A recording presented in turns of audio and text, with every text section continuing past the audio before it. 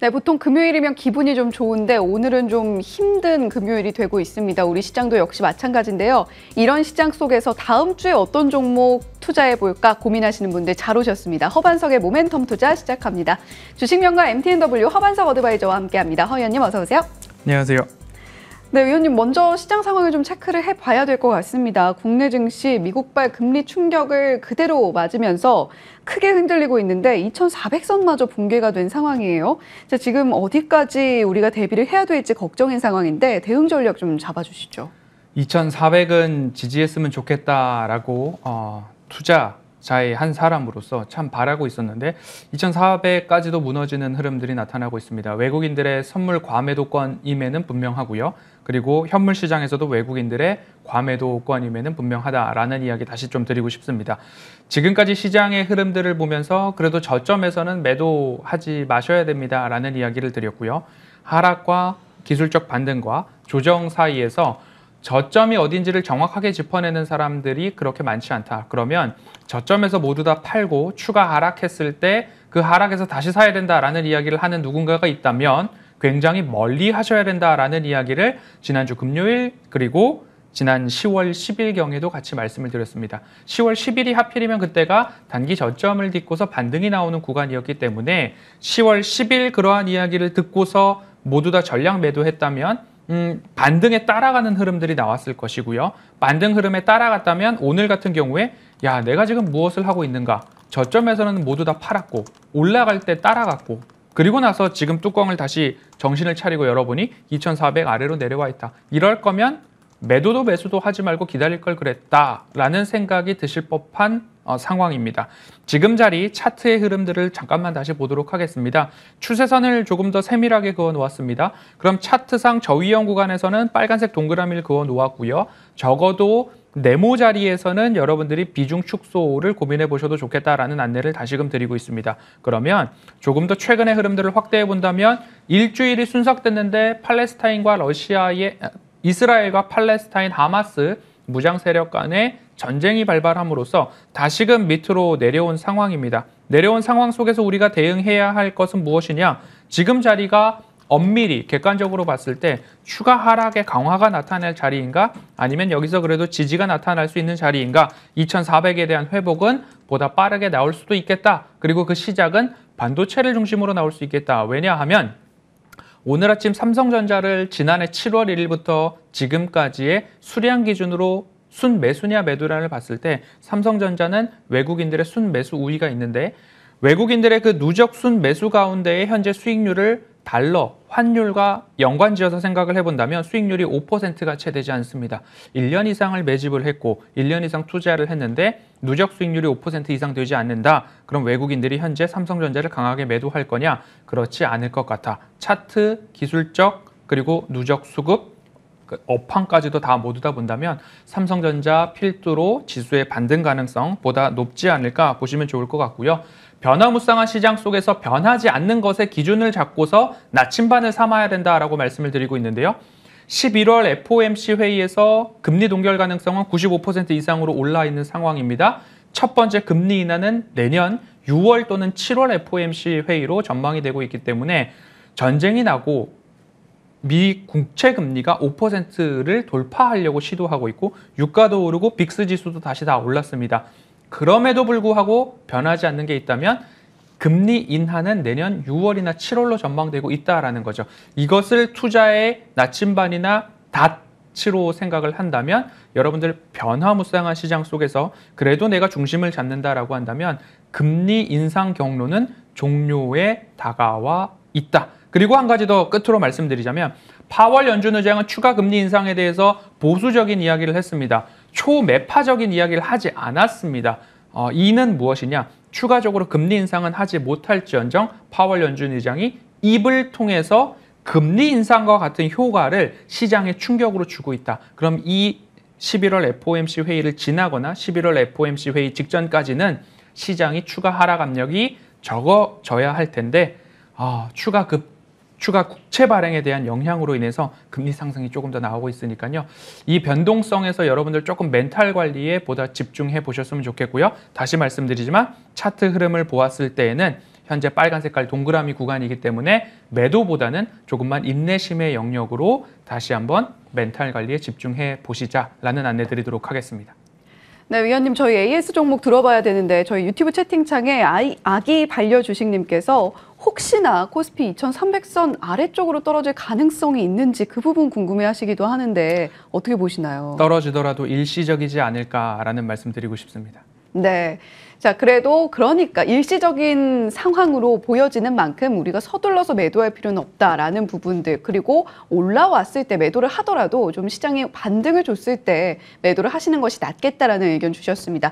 자, 그렇다면 위원님, 오늘 AS 종목 어떤 종목 첫 번째로 들어볼까요? 네, 몇 가지 종목을 가지고 왔는데요. 반도체 중요하니까 SK 하이닉스 먼저 가지고 왔습니다. 차트 흐름을 보시면 SK 하이닉스와 삼성전자 같은 경우에는 장기 이평선인 200주선 아래에서 매수하셔야 된다라는 이야기를 꼬박꼬박 드려왔습니다.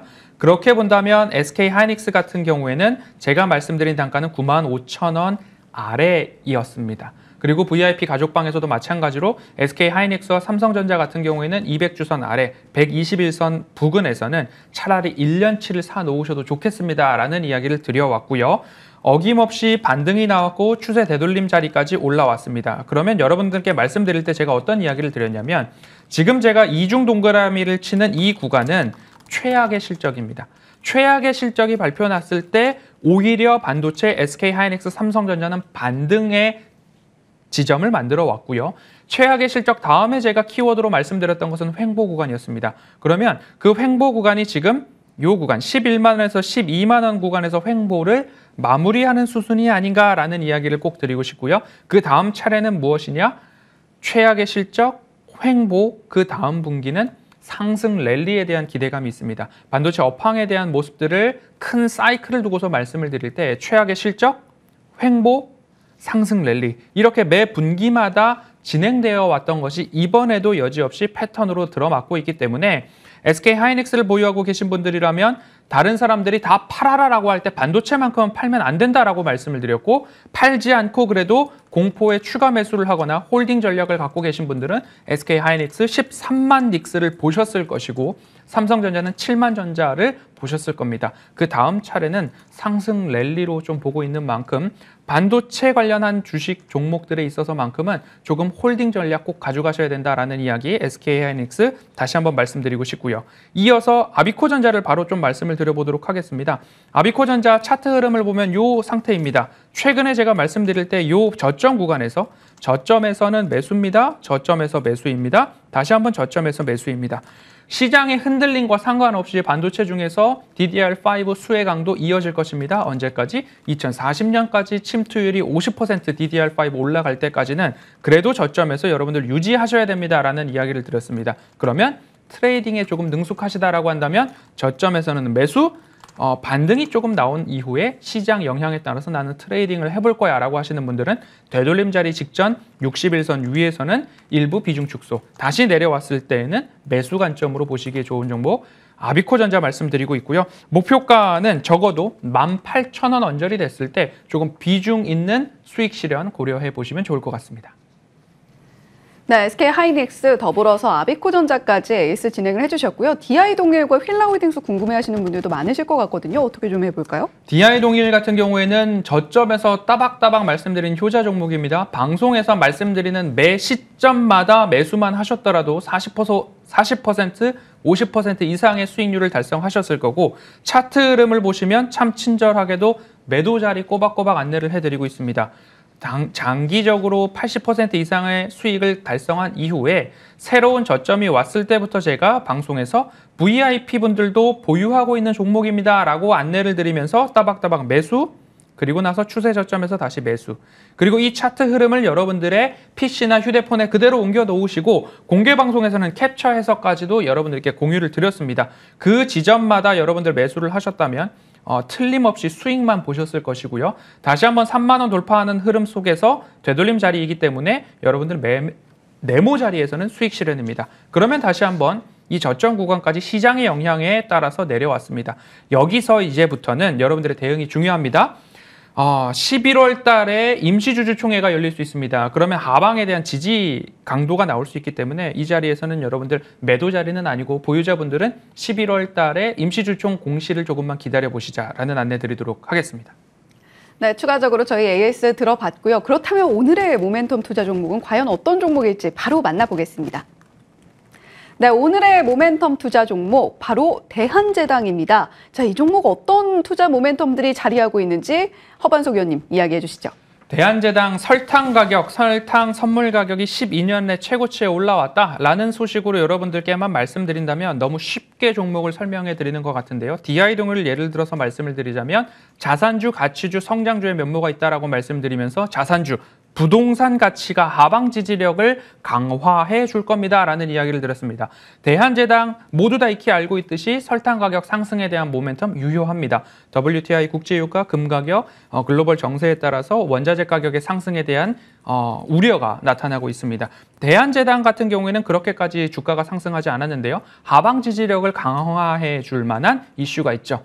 송추 CC, 프린세스 CC를 검색해 보시면 여기에 대한 소유권이 누구에게 있느냐? 대한제당에 있다라고 보시면 좋겠습니다.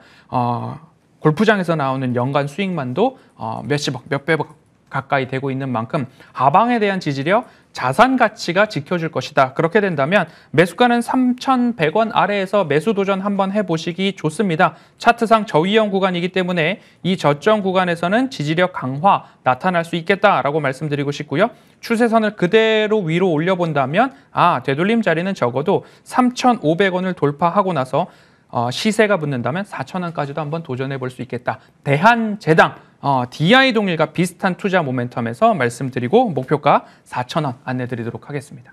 네, 목표가 도달한 DI동일, 대한제당도 비슷한 흐름 이어갈 수 있을 것으로 보기 때문에 모멘텀 투자 종목으로 가지고 왔다라는 이야기 해주셨습니다. 자, 그렇다면 허 의원님 오늘 공개 방송 있으시잖아요. 간단하게 이야기 들어볼까요? 네, 월요일 공개 방송 있습니다. 네, 오늘은 멘탈 관리에 집중해 주시면 좋을 것 같고요. 전쟁톡에서도 변하지 않는 기준점이 있다면 그래도 투자에서 승리할 수 있다라는 이야기로 월요일 공개 방송에서 뵙도록 하겠습니다.